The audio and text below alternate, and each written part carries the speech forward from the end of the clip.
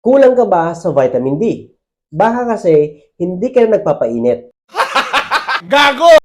sa araw. Mag-research tayo, ano ba yung magiging sintomas kapag kulang ka sa vitamin D? According sa University of Nebraska, merong siyam na sintomas. Kasama dyan ang palaging pagod, hirap makatulog, masakit ang mga buto, depression, hair loss, muscle weakness, wala gana kumain, palaging may sakit, at namumutla.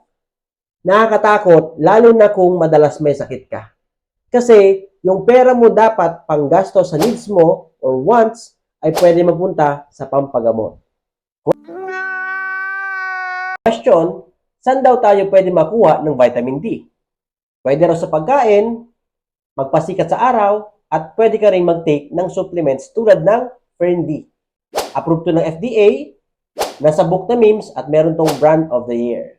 Kung safe ba to, mas maganda mag-consult po kayo sa doktor. Sino naman yung madalas kulang sa vitamin D? Number 1, yung mga taong medyo maitim yung balat. Second, mga taong obese at merong osteoporosis.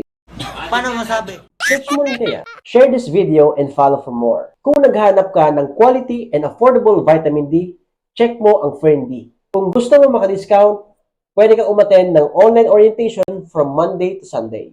See you!